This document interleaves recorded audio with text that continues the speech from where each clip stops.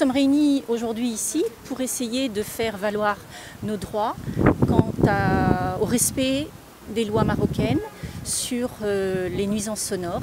Malgré toutes les interventions qui ont eu lieu sur Saïdia et sur Berkane depuis le début du mois de juin, il semblerait que pour le moment, personne ne veuille faire quoi que ce soit pour interdire définitivement les nuisances sonores tous les soirs jusqu'à 3 h du matin, nous empêchant de jouir complètement de nos villas, de nos jardins et surtout de dormir et par rapport aussi au fait que notre santé est en train d'en prendre un coup.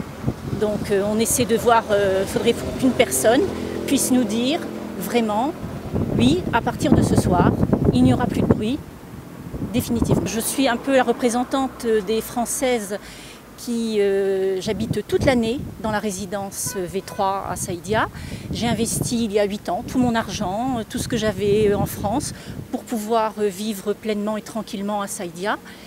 Et depuis l'an dernier et surtout cette année, j'ai l'impression que tout ça est en train de partir en l'air parce que je ne peux plus dormir, je ne peux plus profiter de mon jardin.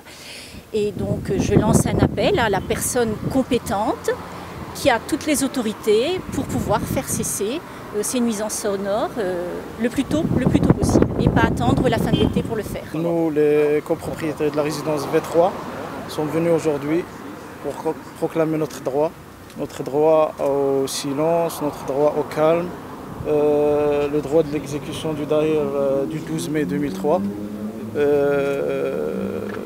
Nous demandons de Saïda El-Wali de précipiter l'exécution de la décision du retrait de l'autorisation d'animation dans le golfe. Nous comptons énormément sur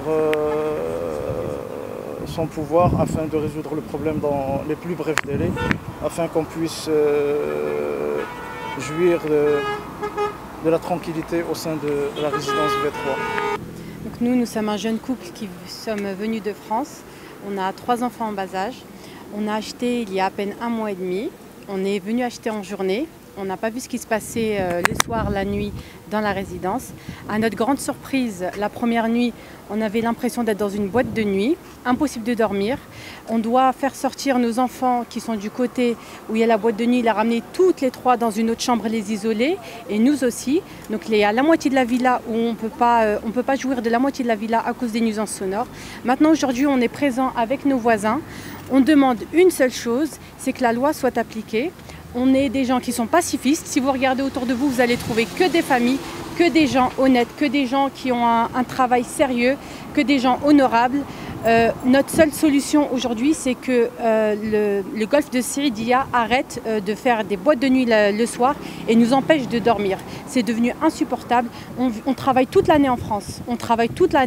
On s'acharne pour venir en vacances dans notre pays, au Maroc, pour se reposer, pour profiter de notre famille.